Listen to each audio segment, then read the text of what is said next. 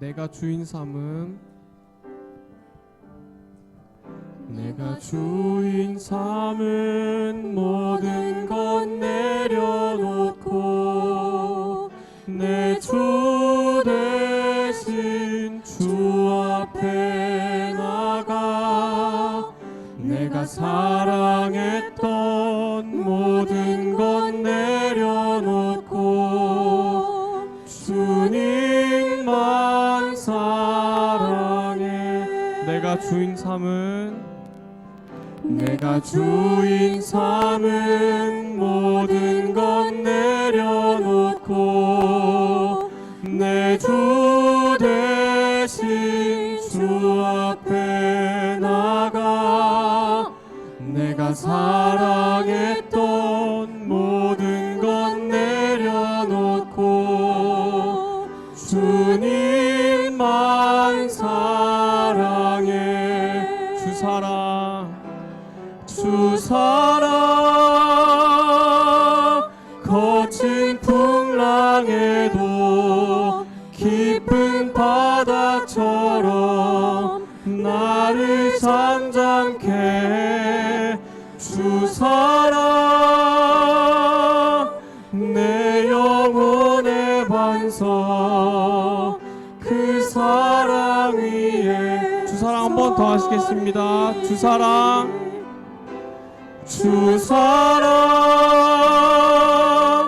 거친 풍랑에도 깊은 바다처럼 나를 잠잠케 해. 주 사랑 내 영혼의 반석 그 사랑 위에 서리.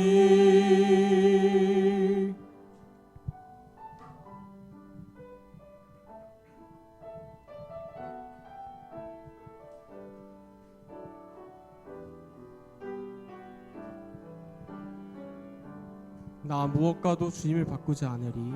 나 무엇과도 주님을 바꾸지 않으리. 다른 어떤 은혜 구하지 않으리. 오직 주님만이 내 삶의 도움이시니 주의 얼굴. 나 무엇과도 주님을 바꾸지 않으리. 다시 한번 찬양하시겠습니다. 나 무엇과도 주님을 바꾸지 않으리. 다른 어떤 은혜 구하지 않으리. 오직 주님만이 내 삶의 도움이시니 주의 얼굴 보니. 주님 사랑해요. 주님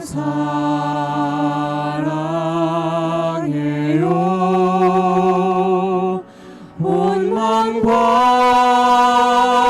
정성 다해 하나님의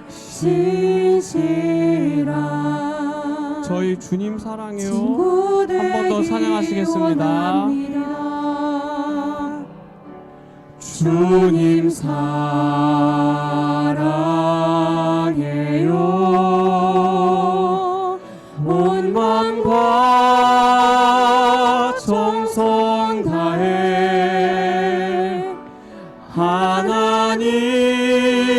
하나님의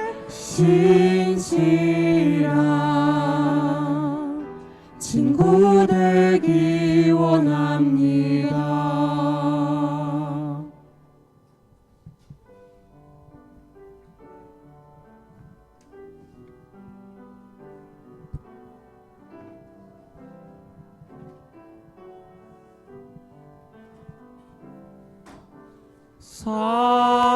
사랑의 나눔 있는 곳에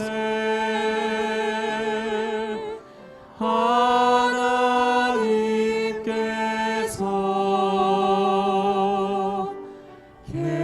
계시도다.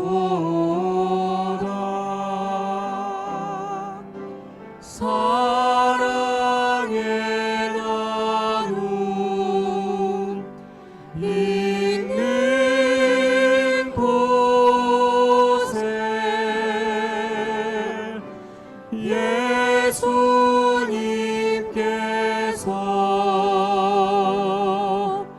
계시도다.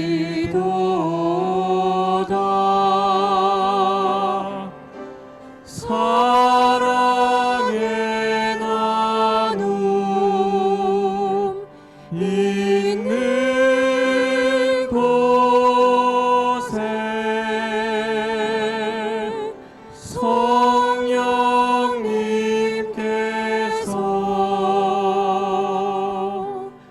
계시도다.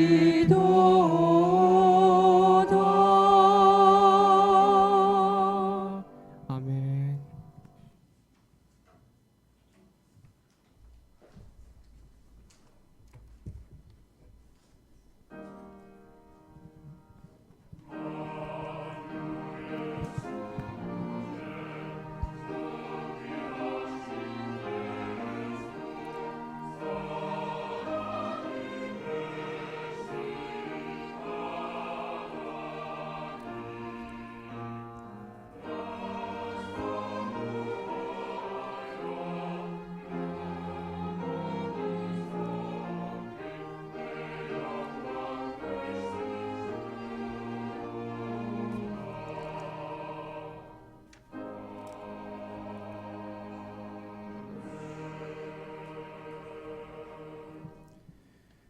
주님은 말씀하신다. 가련한 사람이 짓밟히고 가난한 사람이 부르짖으니 이제 내가 일어나서 그들이 갈망하는 구원을 베풀겠다. 주님의 말씀은 순결한 말씀, 도가니에서 단련한 은이요 7번 걸러낸 순은이다. 주님께서 우리를 지켜 주십시오. 지금부터 영원까지 우리를 지켜 주십시오. 아멘.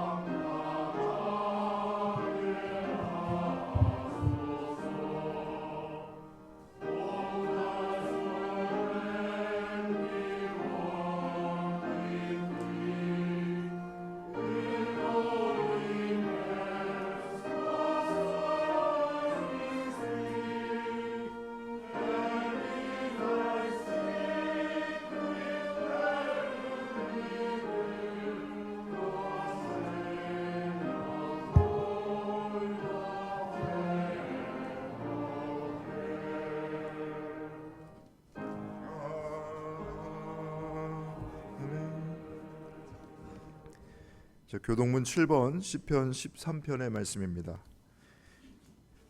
여호와여 어느 때까지니까 나를 영원히 잊으시나이까. 나의 영혼이 번민하고 종일토록 마음에 근심하기를 어느 때까지 하오며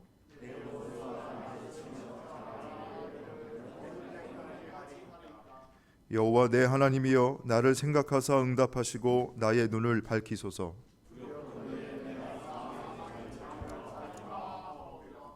두렵건대 나의 원수가 이르기를 내가 그를 이겼다 할까 하오며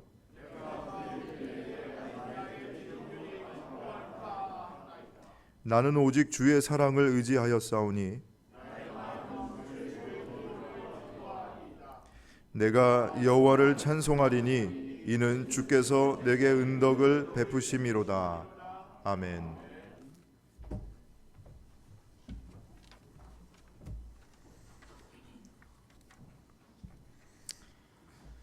감사하신 아버지 하나님, 오늘도 곳곳에 광명의 해를 비추시며 변함없이 우리를 사랑하시어 저희들로 하여금 종강 예배로 모여 경배와 찬양을 드릴 수 있게 인도하여 주심을 감사합니다.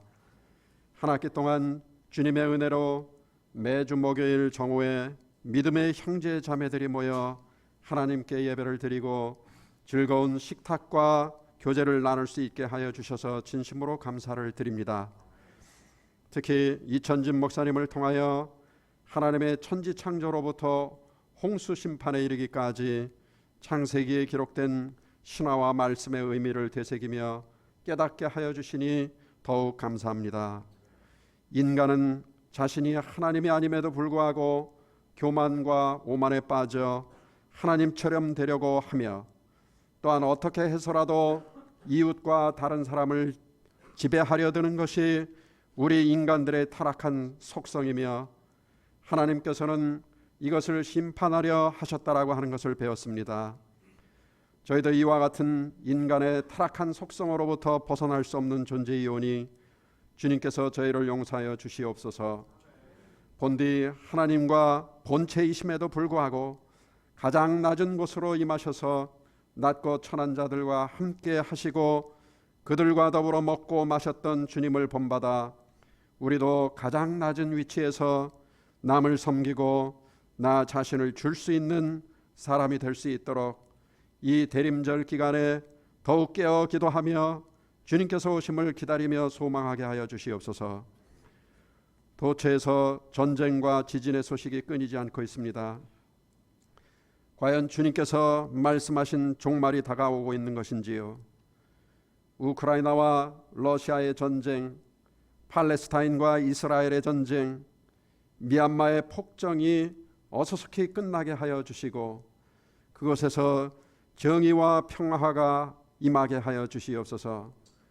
힘 있는 나라의 군대가 힘없는 연약한 나라의 백성을 억압하고 살육하며 지배하는 일들이 반복되고 있으니 역사의 주인이 되시는 주님께서 간섭하셔서 전쟁과 폭력이 있는 곳에 주님께서 주시는 정의와 평화가 다시 임할 수 있게 인도하여 주시옵소서. 지진으로 홍수로 갖가지 이상기후로 고통을 겪고 있는 지구촌의 많은 가난하고 불쌍한 백성들을 긍휼히 여겨 주시옵소서. 인간의 탐욕으로 인하여 환경오염과 지구온난화가 계속되고 있는데 나 자신부터 일회용 물품 사용을 자제하고 온실가스 배출을 억제함으로써 환경과 기후보호에 동참할 수 있게 하여 주시옵소서.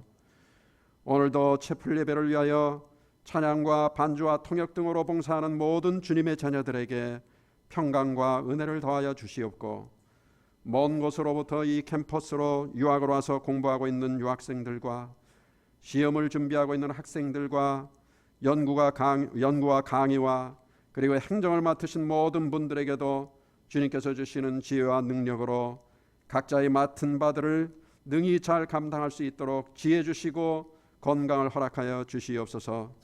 모든 말씀 예수 그리스도의 이름으로 기도드립니다. 아멘.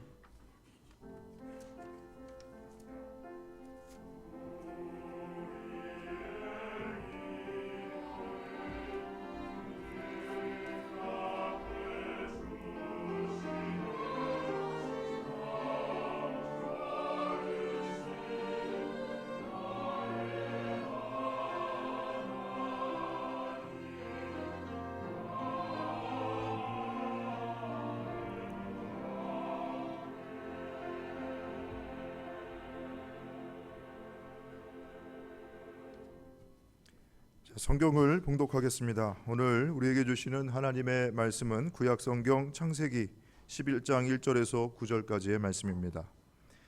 처음에 세상에는 언어가 하나뿐이어서 모두가 같은 말을 썼다. 사람들이 동쪽에서 이동하여 오다가 시날 땅 한 들판에 이르러서 거기에 자리를 잡았다. 그들은 서로 말하였다. 자, 벽돌을 빚어서 단단히 구워내자. 사람들은 돌 대신에 벽돌을 쓰고 흙 대신에 역청을 썼다. 그들은 또 말하였다. 자, 도시를 세우고 그 안에 탑을 쌓고서 탑 꼭대기가 하늘에 닿게 하여 우리의 이름을 날리고 온 땅 위에 흩어지지 않게 하자. 주님께서 사람들이 짓고 있는 도시와 탑을 보려고 내려오셨다. 주님께서 말씀하셨다. 보아라, 만일 사람들이 같은 말을 쓰는 한 백성으로서 이렇게 이런 일을 하기 시작하였으니 이제 그들은 하고자 하는 것은 무엇이든지 하지 못할 일이 없을 것이다. 자, 우리가 내려가서 그들이 거기에서 하는 말을 뒤섞어서 그들이 서로 알아듣지 못하게 하자. 주님께서 거기에서 그들을 온 땅으로 흩으셨다. 그래서 그들은 도시 세우는 일을 그만두었다. 주님께서 거기에서 온 세상의 말을 뒤섞으셨다고 하여 사람들은 그곳의 이름을 바벨이라고 한다. 주님께서 거기에서 사람들을 온 땅에 흩으셨다. 구약의 말씀입니다.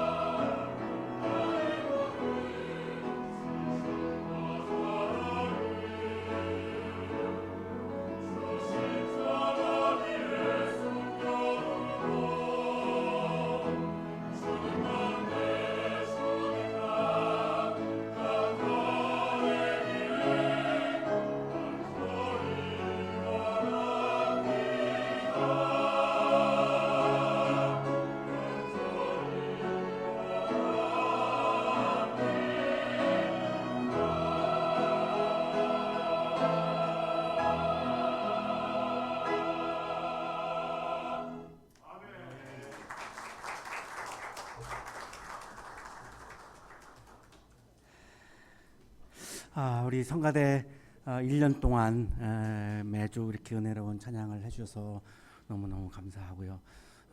1학기 때 첫 첫째 채플하고 지금하고 비교하면 뭐 소리가 어마어마하게 좋아지셨고, 또 이렇게 얼굴을 보면 인격적으로도 굉장히 많이 성숙했고, 아직도 부족한 면은 많이 있지만 그래서 2, 3, 4학년을 또 계속 다녀야 되죠. 그런데 많이 성장한 모습을 보면서 너무너무 기쁘고요.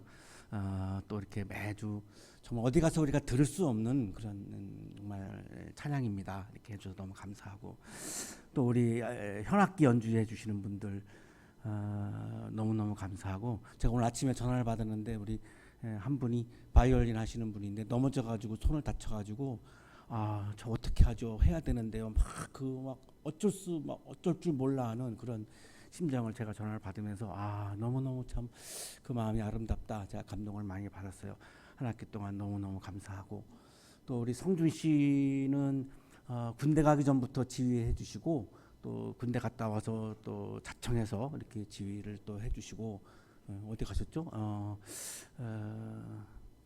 뒤에 앉으셨나? 여기 앉으셨네. 유학 가세요. 유학 가셔서 이제 다음 학기는 이제 지휘를 하실 수가 없게 됐는데, 우리가 자른 게 아니고요. 본인이 유학 가시기 때문에 다음 학기부터 또 이렇게 못 보게 되었는데, 유학 가서 또 많이 성장해서 또 돌아오셔서 또 많은 기여를 해주실 거라고 생각을 하고, 집이 인천인데 이렇게 일부러 목요일마다 이렇게 오셔서 너무너무 아름답습니다. 이게 뭐 사례비도 없고요. 그런데 이렇게 해 주신 거거든요. 너무너무 감사하고, 또 제일 감사한 거는 또 여러분 한 학기 동안 열심히 우리 채플에 참여해 주신 우리 학생들 여러분 너무너무 감사합니다.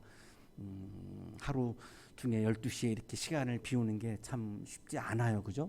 근데 이렇게 열심히 참여해 주시고, 제가 또 다 모르는데 우리 저 민재 씨, 희성 씨, 건희 씨 이런 한 분들은 한 주도 안 빠지고 지금 1년 내내 한 주도 안 빠지고 나오시더라고요.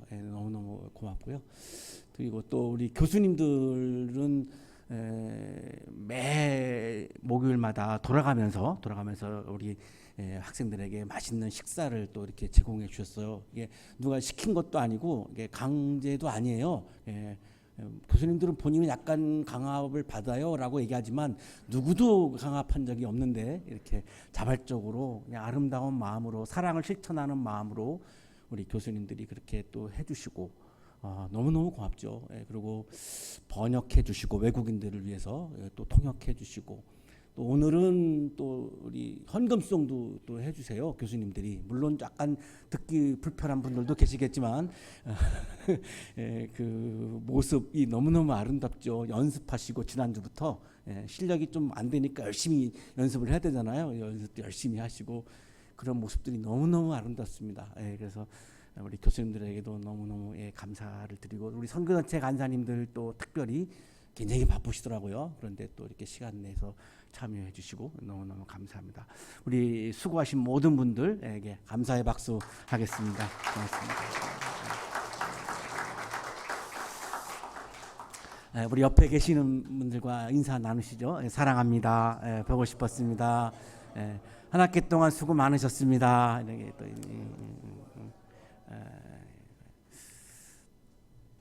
이번 학기는 창세기 1장부터 11장 원역사라고 그럽니다. 이제 원역사, 원래 세상이 어땠는가, 사람은 도대체 어떤 존재였는가, 이제 이런 말씀들이 기록되어 있어서, 지난 학기는 우리 청년들에게 주시는 말씀인 것 같다라고 제가 이렇게 묵상하다가 이렇게 마음에 주시는 말씀들을 이렇게 신구약에서 선택해서 이렇게 말씀을 드렸는데, 이번 학기에는 그냥 딱 창세기 1장부터 11장까지 이제 말씀을 전하면서 이게 좀 청년들의 삶에 좀 약간 좀 거리감이 있나, 제 스스로 좀 이런 염려를 좀 많이 하면서 사실은 이번 한 학기를 지내왔습니다. 지난 학기보다 여러분 이렇게 좀 반응이 지난 학기가 훨씬 더 좋았지 않나 생각이 들어가지고 이게 좀 동떨어져 있나 이런 생각을 좀 하기도 했는데, 오늘 아침에 교수님 한 분이 저에게 이제 문자를 보내셨어요. 저는 개인적으로 이번 학기 창세기 말씀 시리즈가 너무너무 좋았습니다. 평소 궁금했던 문제가 많이 풀렸습니다.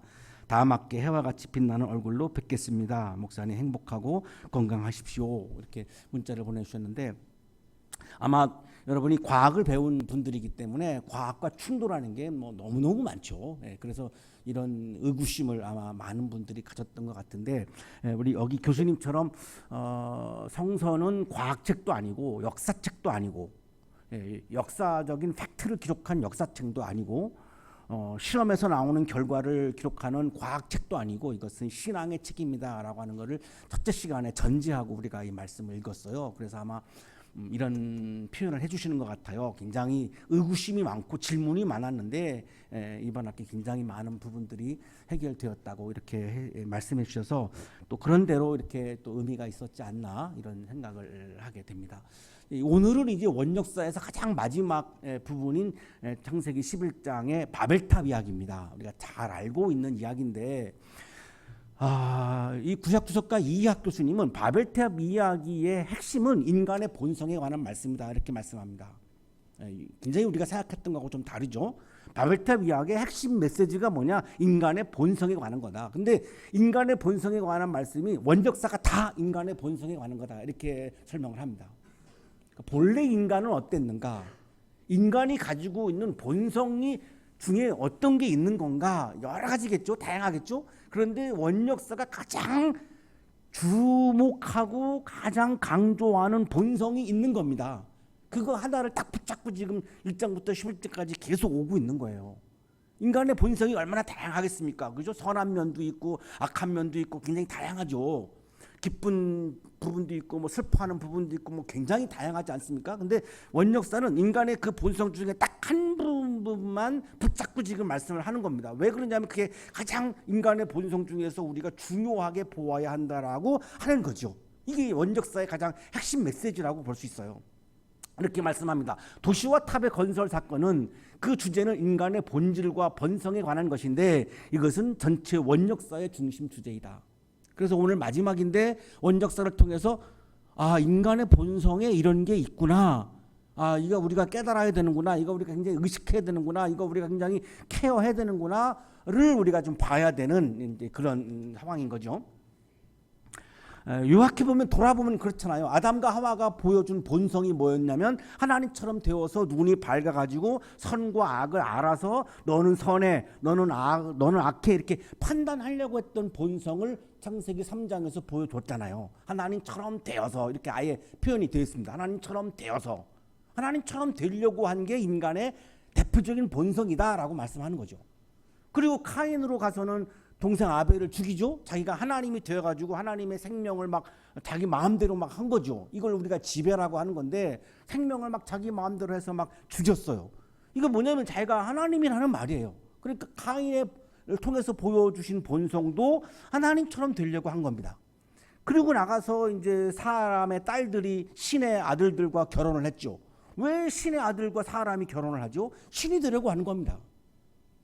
그러니까 이 부분도 계속해서 지금 인간의 본성 중에는 신이 되려고 하는 이 부분이 있다라고 하는 거고 이것이 죄다라고 하는 게 원역사의 핵심입니다. 자꾸 우리가 죄를 딴 거를 얘기하지 말라는 거예요. 딴 거를 얘기하면은 이게 묻힌다는 거죠. 도덕적인 죄 이런 거 얘기하지 말라는 거예요. 그거는 그냥 도덕 수업 시간에 도덕 강의 시간에 이야기될 것이고 신앙을 논하는 자리에서는 도덕적인 죄를 말할 게 아니라 영적인 죄를 말해야 된다는 거죠. 영적인 죄는 뭐냐? 하나님처럼 되려고 하는 거다. 그러면 하나님처럼 되려고 하는 게 뭐냐? 그걸 한마디로 교만이라고 하는 겁니다. 교만이 죄라는 겁니다. 아직도 이 사람을 뛰어넘은 구약학자가 저는 없다고 보는데 아직도 이게 한 옛날 사람인데 아직도 다 그냥 이분의 그냥 해놓은 작업 밑에서 그냥 연구하는 것으로 보여요. 제 눈에는 전 세계를 대표하는 구약학자입니다. 폰나트라고 하는 사람이 죄는 뭐냐? 인간이 하나님이 되려고 하는 교만이다 이렇게 말합니다. 인간의 타락, 하나님으로부터의 인간의 현실적 분리를 바로 이 영역에서 즉 도덕적인 악 인간 이하의 존재로서의 전락에서가 아니라 도덕적으로 인간 이하인 사람들이 있잖아요. 우리 주변에. 그죠? 도덕적으로 막 이렇게 아주 막 이거 정말 인간도 아니야. 사람도 아니야. 인간 이하네. 이렇게 느낌 받는 사람들이 있잖아요. 이게 뭐예요? 이거죠. 도덕적인 거거든요. 그게 아니라는 거예요. 성경이 말씀하시는 죄는 그걸 말하려고 하는 게 아니라, 그게 죄가 아니라는 말이 아니라 그거를 말하려고 하는 게 아니라는 거죠. 성서가 말씀하려고 하는 거는 거인주의, 인간의 교만이라고 부를 수 있는 영역에서 일어났고, 성서가 말씀하시는 죄는 교만을 말하는 거라는 거예요. 이 교만이 뭐냐? 하나님처럼 되어서 다른 사람을 지배하려고 하는 거. 사랑을 실천해서 섬기고, 사랑을 실천해서 겸손한 마음으로 사랑을 실천하는 그런 태도가 아니라, 내가 너를 내 마음대로 하려고 하는 거, 좌지우지하려고 하는 거, 지배하려고 하는 거. 세계전쟁을 일으킨 사람들이 다 이런 마음으로 세계전쟁을 일으킨 거죠. 세계를 다 내 마음대로 하고 싶었던 거거든요. 이걸 말하는 거죠. 20세기 최고의 신학자로 인정받는 사람이 칼 마르트입니다. 물론 뭐 동의하지 않는 사람도 있겠지만 80~90%는 동의할 것 같아요. 제가 볼 때는. 최고의 신학자인 칼 마르트도 죄의 본질이 뭐냐? 하나님처럼 되려고 하는 거다, 이렇게 말합니다. 인간의 죄는 바로 인간의 교만이라는 것이다. 죄란 총체적으로 볼 때 결국 교만이다.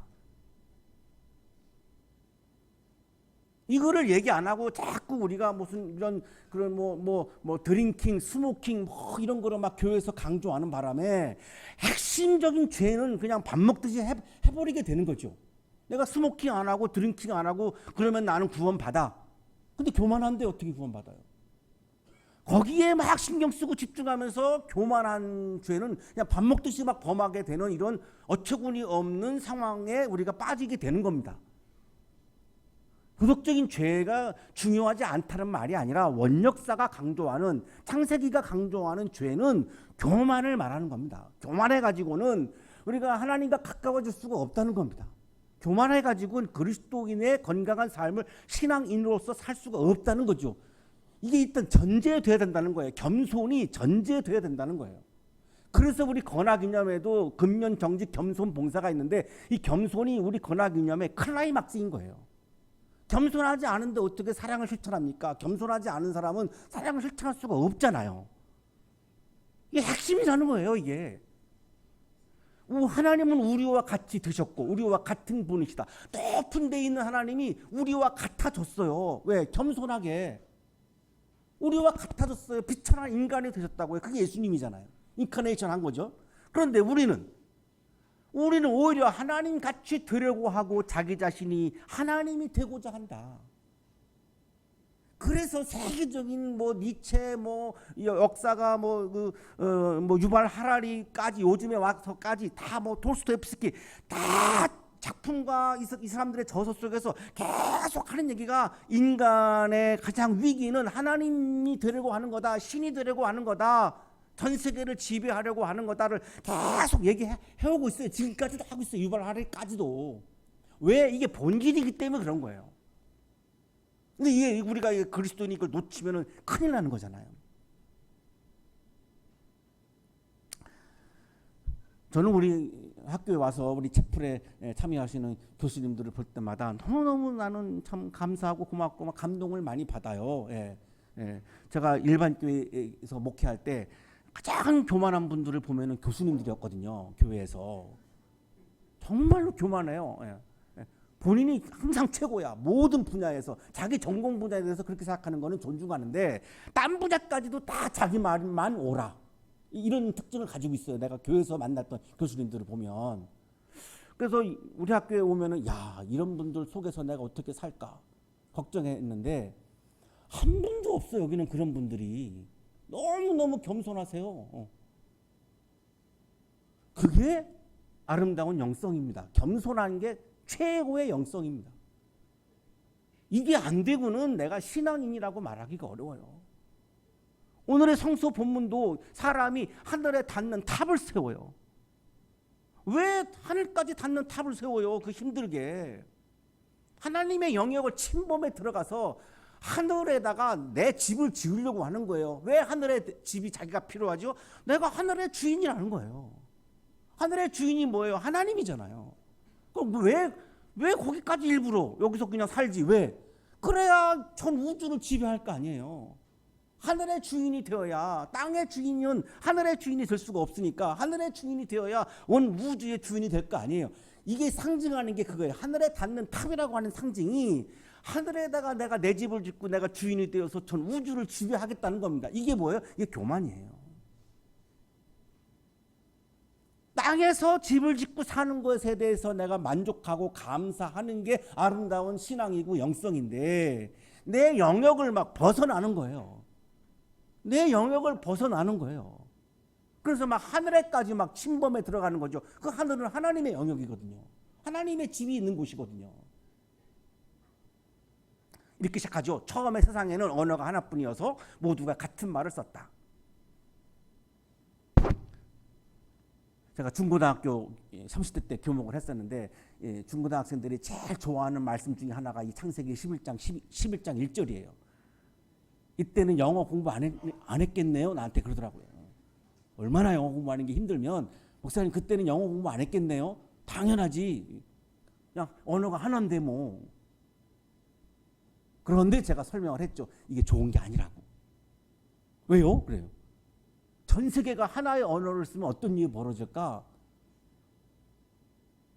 그 나라의 모국어를 쓰고 있는 그 나라가 혹은 그 나라의 한 사람이 전 세계를 지배하기가 쉬울걸? 왜요? 소통이 되잖아. 바이든 대통령이 나를 지배 못해. 내가 그런 비유를 들었어요. 왜요? 내가 못 알아듣는데 한번 어떻게 나를 지배해. 그 사람이 알아들어야 지배를 하지. 아 그러네요. 깜짝 놀라더라고 애들이. 예. 그래서 고부간의 갈등이 많잖아요. 이 시어머니하고 며느리하고 이 고부 갈등이 가장 없는 이 가족이 국제 결혼하는 가정이라고 그러더라고요. 예. 며느리가 시어머니의 말을 못 알아들으니까 시어머니가 영어를 잘 못하기 때문에 예. 고부 갈등이 없대요. 예. 그래서 우리가 외국 여행 가 있으면 마음이 편안하잖아요. 뭐 잘 못 알아들으니까 뭐 나한테 누가 욕을 하든지 말을 내가 못 알아듣는데 뭐 스트레스를 안 받잖아요. 그래서 이랬는데 하나님이 심판으로 언어를 나눈 건데 결론부터 말씀드리면 그 심판 속에는 하나님의 오늘의 창조가 있는 겁니다. 언어를 흩으셨기 때문에 한 사람이 전 세계를 지배하지 못하게 하신 겁니다. 심판이지만 동시에 이게 하나님의 오늘의 창조였던 겁니다. 놀라운 사실인데 이 언어가 하나였다라고 하는 증거는 존재합니다. 창세기 10장에 보면은 이제 민족들의 목록이 나오는데 70개의 민족이 나와요. 그러니까 70개의 민족이 한 언어를 쓴 거잖아요. 근데 수메르의 서사시에 보면 인류가 하나의 언어를 사용했다라고 하는 기록이 나와 있어요. 그 당시에는 분명히 이제 하나의 언어를 썼던 게 분명하죠. 그랬는데 사람들이 동쪽에서 이동해 와요. 개역 성경에는 동쪽으로 갔다라고 되어 있는데 우리 세번역에는 동쪽에서 왔다라고 되어 있어요. 그래서 이제 히브리어 성서를 보면 전치사 민이라고 되어 있어요. 이 민은 투가 아니라 프롬이에요. 그러니까 세번역이 더 정확한 번역이에요. 동방으로부터 메소포타미아 지역, 유프라데스 강, 티그리스 강이 흐르고 있는 메소포타미아 지역으로 동방으로부터 사람들이 이동해 온 거예요. 그럼 이 동방에 있는 사람들은 누굴까? 모르죠, 물론. 그러나 우리 한국인일 가능성도 있어요. 동방으로부터니까. 그러면 한국인이 어마어마하게 최고로 오래된 민족일 수도 있어요. 이 가능성을 남겨놨어요. 어느 나라, 어느 민족, 어느 나라라고는 이게 딱 꼬집지 않았기 때문에. 그런데 하여튼 동방으로부터 지금 메소포타미아 지역보다 동쪽이니까 극동아시아죠. 예. 이쪽에서 옮겨온 거죠. 그래가지고 시날에 자리를 잡았어요. 시날은 지금으로 말하면 이라크고 티그리스 강, 유프라데스 강이 흐르고 있는 메소포타미아 지역입니다. 그러니까 메소포타미아라고 하는 말이 강과 강 사이라고 하는 뜻입니다. 그러니까 티그리스 강, 유프라데스 강 그 사이에 존재한다는 거죠. 자, 여기에 도착해가지고 사람들이 이제 대화를 나누다가 이렇게 말하는 겁니다. 벽돌을 빚어서 단단히 구워내자. 이래가지고 막 벽돌을 막 만듭니다. 이게 이제 돌로 집을 지었었는데 이제는 하나님이 지으신 돌이 아니라 사람의 문명으로 이루어진 벽돌로 건축을 하기 시작하는 겁니다. 왜 그럴까요? 하나님을 배제하는 거예요. 하나님의 지배를 안 받겠다는 거예요. 우리 독자적으로 살겠다는 거예요. 하나님이 만들어신 돌로 지으면 하나님의 소유권이 있잖아요. 그 돌이 하나님 거니까. 그러니까 그냥 벽돌을 만들어서 그냥 우리 집을 만들겠다는 거죠. 그리고 이제 흙으로 이렇게 집을 지었는데 역청을 만들어요. 역청은 이제 아스팔트 생각하시면 됩니다. 이 아스팔트를 이제 이렇게 벽돌로 쌓은 다음에 이렇게 막 바르는 거죠. 이래서 하나님과 무관한 하나님의 창조 세계를 배제하는 하나님의 창조 세계를 대적하는 건축에 들어가는 겁니다. 그러니까 이때부터 하나님이 들어가는 마음을 벌써 이제 이게 노출시키고 있는 거죠. 자, 도시를 세우고, 도시는 뭐죠? 하나님의 나라가 아니고 그냥 인간 사람들의 왕국인 거죠. 우리들의 나라를 만들자는 거죠. 그 안에 탑을 쌓고서 탑 꼭대기가 하늘에 닿게 하여 하늘에 닿는 탑을 쌓자. 그래서 우리가 신이 되자. 우리가 우주를 지배하자. 인간의 본성 중에는 타인과 세계를 지배하려고 하는 마음이 있다는 겁니다. 누구에게? 우리 모두에게. 저를 포함해서 우리 다 지금 여기 다. 이게 없을 수가 없다는 거예요. 다 존재한다는 거예요. 우리 모두에게는. 왜 그러면 그렇게 하려고 하느냐? 우리의 이름을 날리고 우리가 한번 묵상했죠. 이름을 짓는 거는 지배권의 의미가 있다고 이 히브리권에서는 내가 강아지의 내 이름 내가 지어주면 강아지를 내가 지배하는 것처럼 이름은 지배권의 의미가 있습니다. 그러니까 이름을 날리자라고 하는 건 뭐죠? 지배자가 되자라고 하는 말입니다. 우주를 지배하는 지배자가 되자. 온 땅 위에 흩어지지 않게 하자. 하나님이 생육하고 번성하라 그랬잖아요. 그런데 이거를 반기를 드는 거예요. 우리 그냥 흩어지지 말고 딱 모여가지고 우리가 하나로 뭉쳐가지고 우리가 하나님을 대적해서 우리가 하나님이 되어서 전 세계를 지배해야지. 우리 흩어지지 마. 홍수 내리려면 내려. 하늘까지 올라갔는데 뭐 우리 이제 홍수로 안 죽어. 홍수 심판까지도 지금 대응하는 거죠. 이렇게. 이게 우리들의 인간의 본성 중에 있다는 겁니다. 이 마음이. 러시아 작가 중에 네치브라고 하는 사람이 인간이 하늘에 거처를 짓고자 하는 것은 신처럼 되려고 한 것이다 라고 이렇게 또 설명을 해요. 기술력에 도취되어 바벨을 건설한 사람들은 자신들이 신처럼 되었고 이제 손으로 만든 축소된 우주인 자신만의 국제도시를 건설할 수 있다고 믿었다. 인간이 지배하고 인간이 다스리는 인간만들의 왕국, 하나님의 지배를 받지 않는 이런 우리들의만의 왕국을 세워서 이제는 더 이상 홍수 심판도 소용없고 하나님의 명령도 소용없고 하나님의 말씀도 다 소용없고 그냥 우리 마음대로 살 거야. 우리 마음대로 살래. 이런 거라는 거죠. 이런 마음이 우리에게 있다는 겁니다. 자, 우리 모두는 자유인이니까 우리에게 자유가 있습니다. 지배를 받지 않을 권한이 있습니다. 그러나 그렇다고 해서 모든 것을 다 내 마음대로 할 수는 없어요. 왜? 다른 사람에게 피해가면 안 되죠. 내 자유가 중요하면 다른 사람들의 자유도 중요한 건데 자, 그러나 하나님을 다 배제해버리고 그냥 우리가 하고 싶은 대로 살래라고 하는 순간 결국은 내 멋대로의 삶을 살게 되는 거죠.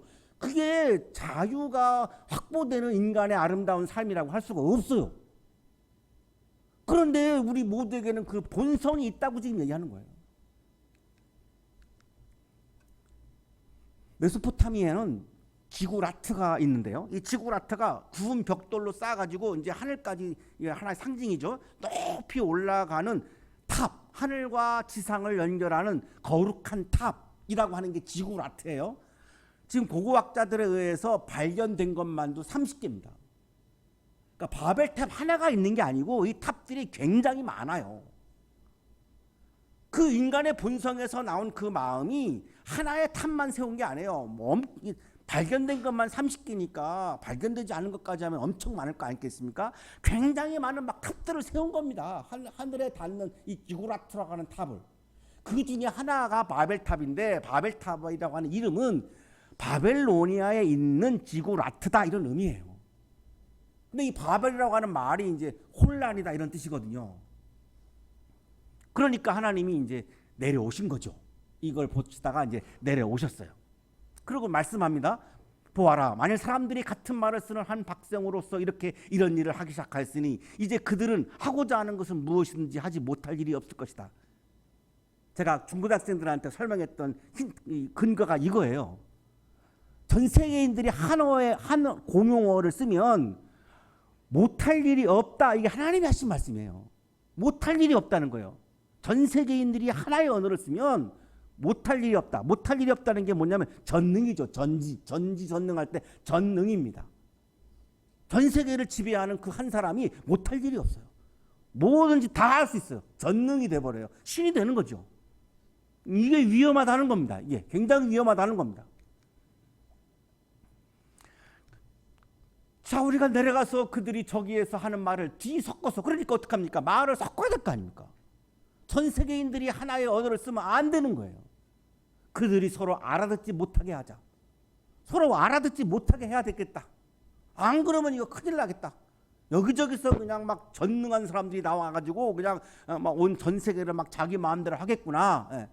히틀러 같은 사람들이 막 어마어마하게 출연을 많이 하겠구나. 이런 설명이죠. 예.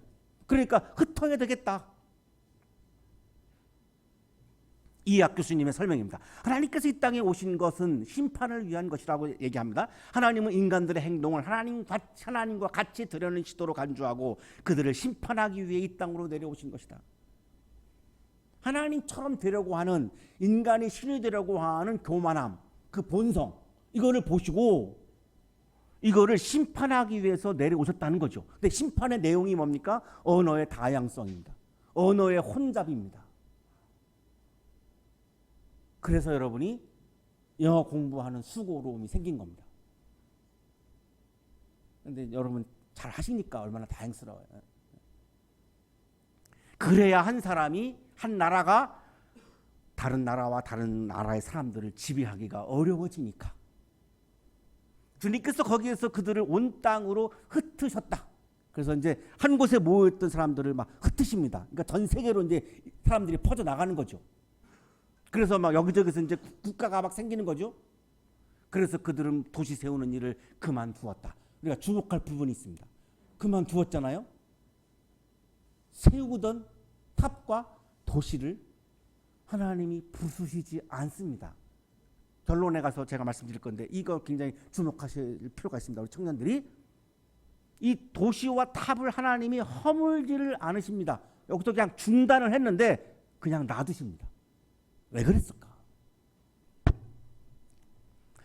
인간의 교만에 대한 심판의 내용은 언어의 혼잡과 인류의 분산이죠. 그래서 이제 건축이 이제 중단됐어요.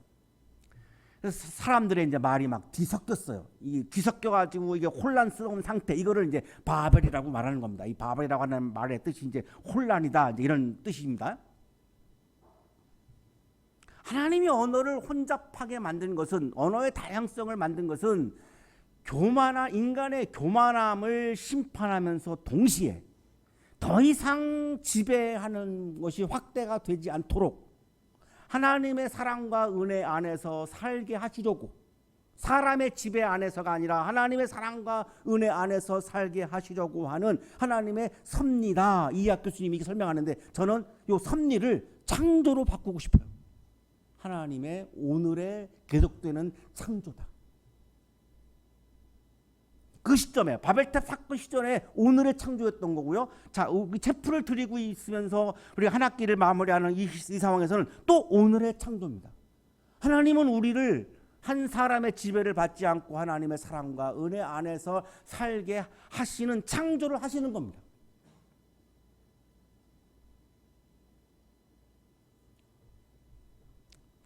여러분 잘 모르시나요? 이제 그 세계적인 밴드 중에 그 비틀즈라고 하는 그 밴드가 있었죠. 옛날에 영국에. 영국 사람들은 그 우리 방탄소년단 가지고 그 한국의 비틀즈다 이렇게 부를 정도거든요. 그러니까 뭐 어마어마한 인기 그룹인데 그 사람들이 불렀던 노래 중에 대표적인 노래가 이제 레디비잖아요. 레디비. 그 레디비 가사를 보면 이 사람이 막 힘든 거예요. 살면서 막 힘들어. 그러니까 엄마가 메어리, 그러니까 마리아죠, 마리아. 엄마 마리아가 자녀한테 지혜로운, 거기 나와요, 그죠? 스피킹 위즈 뭐 웨스덤 이렇게 지혜로운 조언을 해줘요, 엄마가 자녀에게 지혜로운 조언을. 그 지혜로운 조언이 뭐냐면 레디비예요. 얘야, 힘들어? 그 레디비 내버려둬 이거예요. 왜 내버려 두라갈까요? 제가 그 노래를 들으면서 내가 받는 느낌은 그거죠. 하나님이 하시는 부분이 있어야 네가 그걸 다 하려고 하니? 네가 그걸 다 붙잡으려고 그래? 네가 그걸 다 해결하려고 그래? 안 돼. 어림도 없어. 그냥 내려놔. 레디비 그냥 내버려둬. 하나님이 개입해서 하나님이 하시는 부분이 있는데 왜 네가 다 해결하려고 그래? 네가 모든 걸 왜 다 너 혼자 다 하려고 그래? 안 돼. 레디비 계속 그 노래에서 그냥 나옵니다. 레디비. 인간이 막 하나님까지 돼가지고 막 전 세계를 지배하고 막 모든 세계의 문제를 해결하려고 하고 막 하니까 하나님이 레디비 하는 거죠. 내버려둬. 내가 하나님이야. 내가 우주의 왕이야. 내가 가만히 있지 않아. 내가 사람들을 사랑과 은혜와 축복 안에서 살게 하고 싶은 내 마음이 간절한데, 아니 사람이 불행하게 사는 거를 내가 그냥 보고만 있을 것 같아? 안 그래. 나야 나. 내가 하나님이야. 내가 하나님인데 왜 몰라? 이런 거죠. 이게 하나님의 오늘의 창조입니다. 한 학기 동안 채플에 나오신 여러분 한 사람 한 사람을 하나님은 아십니다.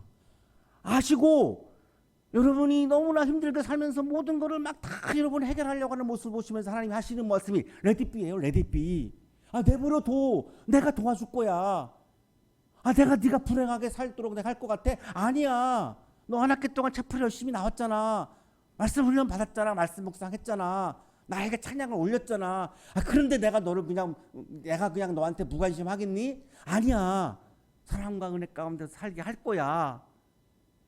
이게 여러분을 향한 하나님의 오늘의 창조예요. 사랑하는 한양 가족 여러분, 하나님께서는 문명의 발달 자체를 거부하시지 않습니다. 과학기술의 발달을 방해하지 않습니다. 도시와 탑을 파괴하지 않은 부분이 바로 이 부분입니다. 자, 여러분이 이 바벨탑 이야기를 들으시면서 내가 내 전공 분야에서 나는 열심히 내가 문명의 발달과 기술의 발달을 위해서 노력하고 있는데 그게 그럼 죄라면 내가 전공을 바꿔야 되는 거 아닙니까? 이렇게 생각하는 분이 있을 것 같아요. 없으시죠? 내가 봤거든요. 우리 학교에서 실제로 바꾼 분이 있어요. 공대 다니다가 신학으로 바꾼 분이. 난 그거 찬성하지 않아요.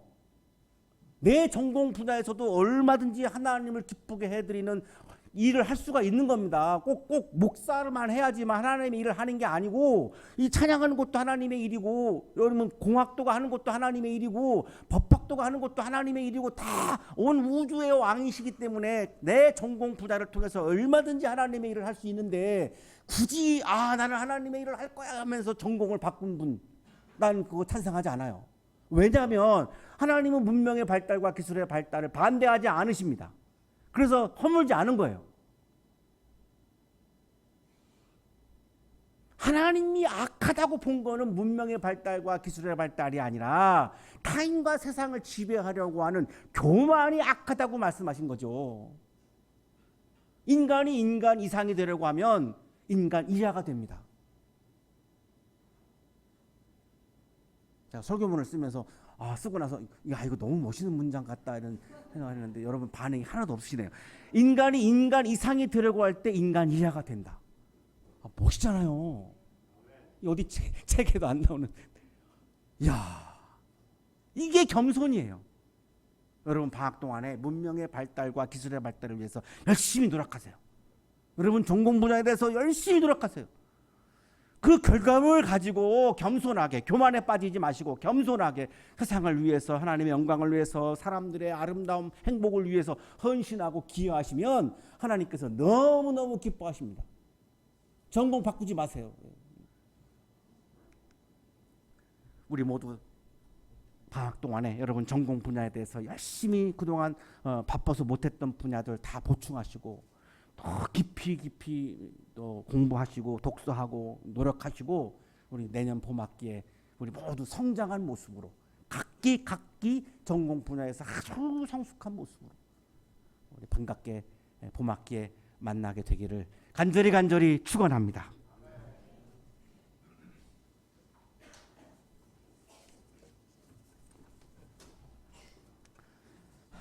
하나님 한 학기 동안 우리들의 예배를 받아주셔서 감사합니다. 우리의 예배에 부족함이 많았지만 우리의 찬양과 기도와 또한 우리의 거룩한 마음을 하나님 기쁘게 받아주셔서 너무 감사합니다. 방학 동안에도 말씀 묵상을 통하여 늘 우리가 겸손한 마음을 유지하게 하시고 겸손한 자세와 겸손한 마음으로 하나님이 선택하게 해주신 나의 전공 분야에서 최선의 노력을 기울이게 해주시고 다음 학기에는 훨씬 더 우리가 성숙된 모습으로 만들어 주셔서 더 좋은 모습을 보며 서로가 축복하고 기뻐하는 아름다운 또한 새로운 만남이 되게 하여 주옵소서. 1년 동안 채플에 참여한 분들 한 분 한 분을 기억해 주시고 간절한 기도가 응답되게 하시고 간절한 비전이 현실로 이루어지도록 복내려 주옵소서. 예수 그리스도의 이름으로 기도하옵나이다. 아멘.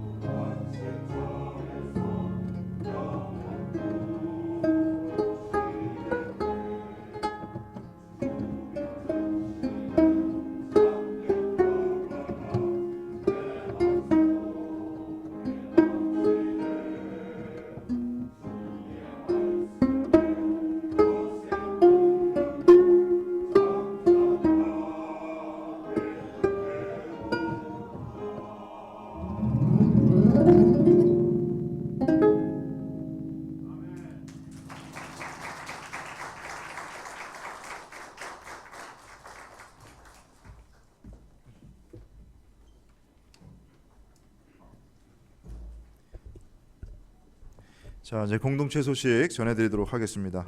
자, 오늘은 교회력의 시작인 대림절 첫째 주간이면서 우리 2학기의 마지막 채플 종강 채플로 드리고 있습니다. 한 학기 동안 예배 자리에 함께 해주신 여러분 모두에게 감사의 마음을 전합니다. 앞서 우리 경옥 실장님 말씀해 주신 것처럼 1년 동안 우리 음악대학 성악과 1학년 친구들이 채플 합창단 자리를 지켜줬는데 정말 감사를 드립니다. 누가 강제적으로 조금의 압력도 없었는데 저렇게 자발적으로 기도하면서 채플 합창단 자리를 지켜준 우리 합창단 성악과 1학년 친구들에게 우리 다 함께 고마운 마음을 담아서 감사의 박수를 보내도록 하겠습니다. 감사합니다. 그리고 그 수년 동안 그 저희 채플 합창단의 지휘자로 섬겨줬던 김성준 우리 이제 대학원생이신데요. 이제 내년에 독일로 유학을 떠나게 됐습니다. 그래서 내년 채플에는 함께하지 못하게 됐는데 더 훌륭한 그런 지휘자 공부를 받고 돌아와서 이 자리에서 아마 인사드릴 날이 곧 있지 않을까 싶습니다. 잠깐 자리에 일어나셔서 인사 한번 드릴까요? 김성준 우리 지휘자님 감사합니다. 네. 그리고 오늘 바쁘신 중에도 자리해 주신 여러분 감사드리고 특별히 오늘 기도해 주신 방승주 교수님 그리고 우리 채플 교수 합창단 팀 이름이 노래하는 사람들 입니다. 노래하는 사람들 오늘 찬양 귀한 찬양 감사드립니다. 자 오늘 점심 식사는 한양대학교 교목실에서 3가지 맛의 덮밥 도시락 준비했습니다. 매운맛, 기억도 하기 힘든데 알싸한 마늘 간장 치킨 맛, 그다음에 치킨 마요. 네 이렇게 3가지 여러분 취향껏 고르셔서 맛있게 드시면서 즐거운 식탁 교제 나누시기 바랍니다. 자 공연 소식 하나 전해드립니다. 우리 한양대학교 음악대학 국악과의 이해랑 교수님 12월 12일 화요일 오후 저녁 8시인데요. 한국문화의 집 코우스에서 제12회 가야금 독주회를 갔습니다. 여러분 혹시 많은 관심이 있거나 궁금하신 분들도 참석하기 원하시는 분들은 저에게 말씀해 주시면 제가 특별히 저 자리로 안내할 수 있는 그런 길을 제가 연결해 드리도록 하겠습니다. 관심 가지시고 또 우리 교수님과 준비하는 손길들 위해서 기도해 주시기 바랍니다. 자 식사를 드신 후에 교목실 그 임시 운영위원회에 잠깐 모이겠습니다. 우리 교수님들께서는 운영위원들 되시는 분들께서는 교목실로 모여주시기 바랍니다. 자 지난주에 광고 드린 바와 같이 종강 채플 이벤트 오늘 진행합니다. 본도시락 20명, 그 다음에 공차 10명, 스타벅스 커피 10명 이렇게 해가지고 총 40분. 제가 볼 때는 여기서 그냥 제출만 하시면 거의 다 되실 것 같으니까 나가실 때 성함과 연락처 주보에다 기재하셔서 꼭 제출해 주시기 바랍니다. 자 그리고 마지막 끝으로 일반 사회봉사활동 신청하셨던 우리 학생분들은 식사를 받으신 후에 잠깐 이 자리에서 모여서 제가 안내사항 좀 알려드리도록 하겠습니다. 자 이상 공동체 소식 2학기 마지막 소식 알려드렸습니다. 여러분 자리에서 일어나실 때에 봉헌기도 이천진 목사님께서 해주시고 축도해 주심으로 2학기 종강 채플 마치도록 하겠습니다. 거룩하신 하나님, 한 학기 동안 또한 우리를 지켜주시고 특별히 우리들의 믿음을 지켜주셔서 감사합니다. 하나님의 사랑과 은혜 가운데 살아갈 수 있도록 오늘도 우리를 다시금 아름답게 창조해 주시니 감사합니다. 겸손한 마음을 또한 주셔서 감사합니다. 감사의 마음을 예물과 찬양에 담아 올려드리오니 기쁘게 받아주시고 찬양과 예물을 드리는 손길 위에 크신 은혜를 부어 주옵소서. 이제는 하나밖에 없는 생명까지도 아낌없이 사랑으로 나누어 주시는 예수 그리스도의 은혜와 오늘도 우리에게 말씀을 주시는 하나님의 사랑하심과 생명의 기운을 주시는 성령의 역사하심이 겸손한 마음으로 오늘도 최선을 다하여 하나님의 영광을 위하여 또한 사람들의 기쁨을 위하여 내게 주어진 삶의 현장에서 성실하게 아름답게 믿음 안에서 살아갈 것을 다짐하고 또 다짐하며 세상을 향하여 힘차게 나아가는 우리 모든 한양 가족들의 삶 속에 지금부터 영원토록 함께 하시기를 간절히 축원하옵나이다. 아멘.